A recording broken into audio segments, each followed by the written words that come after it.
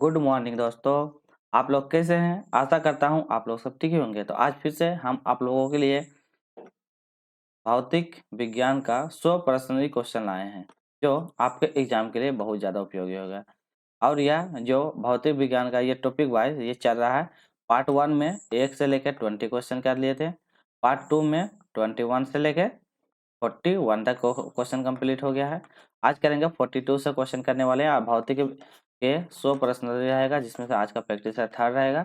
और ये आपके रेलवे ग्रुप डी एग्जाम के लिए बहुत ज़्यादा उपयोगी रहेगी।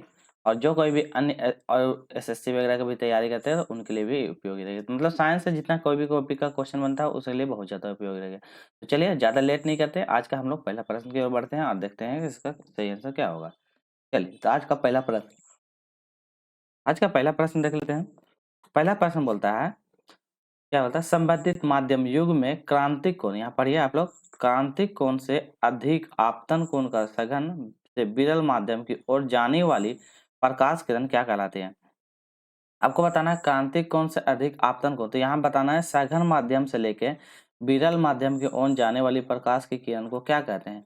विवर्तन कहते हैं, समग्र आंतरिक परावर्तन कहते हैं, परावर्तन कहते हैं, अपवर्तन कहते हैं। तो बताइए, सरल माध्यम से सघन माध्यम से विरल माध्यम की ओर जाने वाली प्रकाश की किरणों को हम लोग क्या कहते हैं, ये बताइए आप लोग। सही आंसर हो जाएगा परावर्तन कहते हैं, इसको सही आंसर हो जाएगा परावर्तन। तो इसका सही आंसर ऑप्शन में सही कहते हैं, तो इसे हम परावर्तन कहते हैं। क्वेश्चन नंबर 43 देख लेते हैं। आज 43 में क्वेश्चन है, सूर्योदय और सूर्यास्त के समय, सूर्योदय और सूर्यास्त के समय आसमान में लाल रंग किसके कारण होता है। तो बताइए, आसमान का लाल रंग किसके कारण होता है। विवर्तन के कारण, अपवर्तन के कारण, प्राकृतन के कारण या व्यतिकरण के कारण। तो सही आंसर की ओर बढ़ते हैं, प्रकाश का प्राकृतन के कारण। तो प्रकाश का प्राकृतन के कारण क्या होता है, यह सूर्योदय और सूर्यास्त के समय आसमान का रंग लाल दिखाई देता है।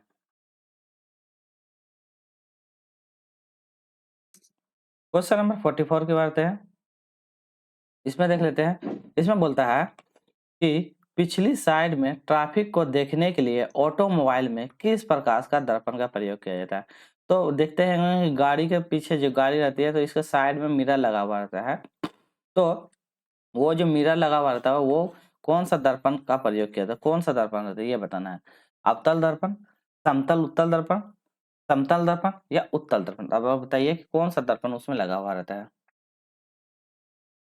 तो गाड़ी के साइड मिरर के रूप में हम उत्तल दर्पण का प्रयोग करते हैं। तो ऑप्शन नंबर इसका डी सही होगा, हम उत्तल दर्पण का प्रयोग करते हैं। तो ये भी आप लोग याद रखिएगा, उत्तल दर्पण का प्रयोग करते हैं।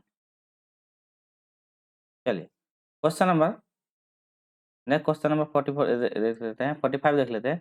इसमें बोलता है, कार चलाते समय अपने पीछे के यातायात को देखने के लिए आप किस प्रकार का दर्पण का प्रयोग करना चाहेंगे।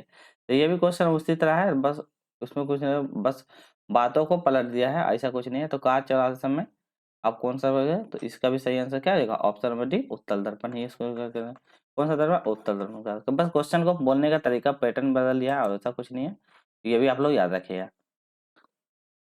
चलिए, क्वेश्चन नंबर 46 पे बढ़ते हैं। 46 में देख लेते हैं, इसमें क्या बोलता है, यदि एक व्यक्ति दो समतल दर्पण 60 डिग्री कोण पर अनंत है तो बीच खड़ा, तब उसे कितना प्रतिबिंब दिखाई देगा। तो बता रहा है, एक व्यक्ति दो समतल दर्पणों के बीच का अनंत है तो बीच खड़ा तो उसका प्रतिबिंब दिखाई देगा। ये बताना है कि उसका प्रतिबिंब किस प्रकार दिखाई देगा।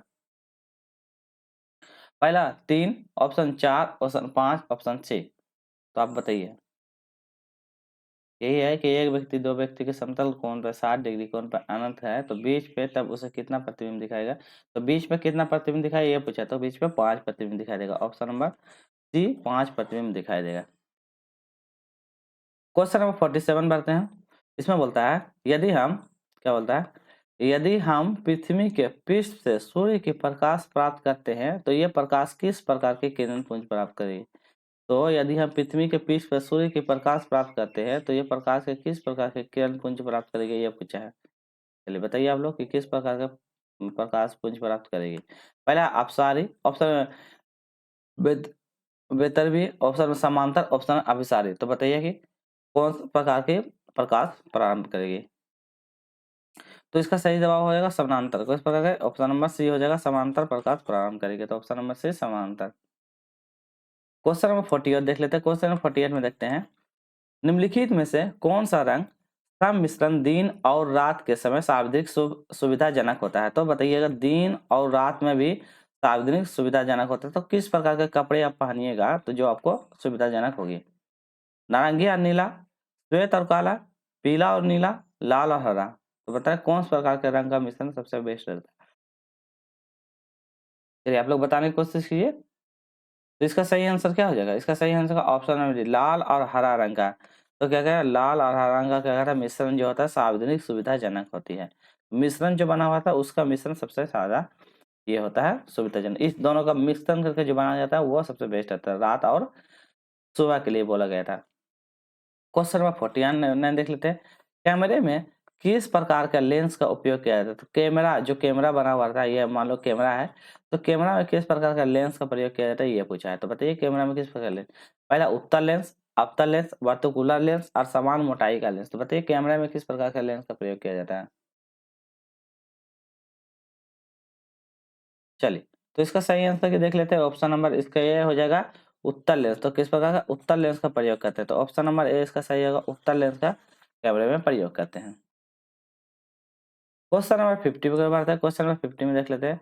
50 में बोलता है नेत्र दान में दाता की आंख किस हिस्से को प्रतिरोपित करते हैं? तो दाता जो देने वाला है उसकी आंख को कौन सा हिस्से को प्रतिरोपित किया जाता है, मतलब दिया जाता है? कॉर्निया, लेंस, रेटिना या पूरी आंख? बताइए कौन सा दिया जाता है? चलिए, तो इसका सही आंसर क्या हम लोग बढ़ते हैं। इसका सही आंसर हो जाएगा ऑप्शन नंबर ए। तो क्या कहता है? कॉर्निया। तो ऑप्शन नंबर ए इसका सही होगा कॉर्निया का ये किया जाता है।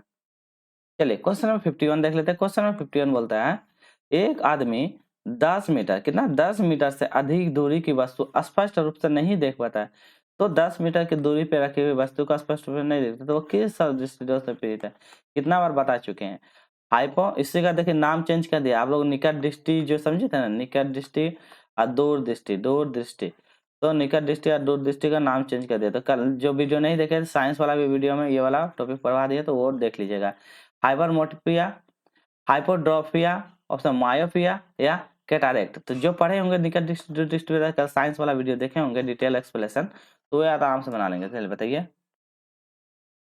तो इसको बोलते हैं निकट दृष्टि और मायोपिया। तो इसको बोलते हैं निकट दृष्टि मायोपिया। 10 मिनट से अधिक की दूरी स्पष्ट नहीं देखते तो इसको मायोपिया बोलते हैं।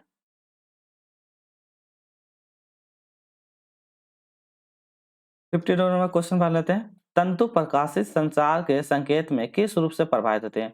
तो तंग ऑप्टिकल फाइबर जो उसी को बोलता है ऑप्टिकल फाइबर संचार के संकेत में कौन सा रूप में किया जाता है? प्रकाश तरंग के रूप में, रेडियो तरंग के रूप में, सूक्ष्म तरंग के रूप में या विद्युत तरंग के रूप में? तो बताइए कौन सा तरंग के रूप में इसका प्रयोग किया जाता है? तो हम इसका प्रयोग करते हैं ऑप्शन नंबर ए प्रकाश तरंग के रूप। तो ऑप्टिकल फाइबर क्या कहता है प्रकाश तरंग के रूप में संकेत के रूप में हम क्या कहते हैं इसको प्रवाहित करते हैं। क्वेश्चन नंबर 53 देखते हैं। इसमें बोलता है 53 में कि निकट दृष्टि दोष को दूर करने के लिए निम्न में से कौन सा लेंस का उपयोग किया जाता है? अभी जस्ट पूछा था मायोपिया, तो उसको दूर करने के लिए कौन सा प्रयोग किया जाता है?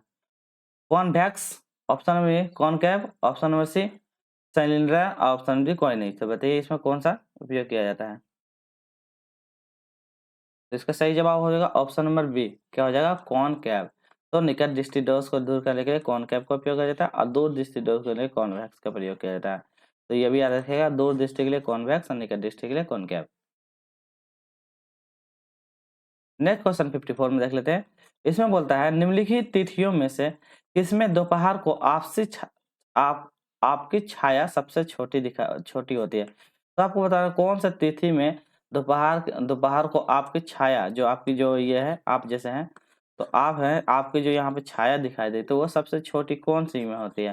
मतलब कौन सा महीना में पूछा है? 25 दिसंबर, 21 मार्च, 21 जून, 14 फरवरी। तो कौन सा ये में छोटा होता है?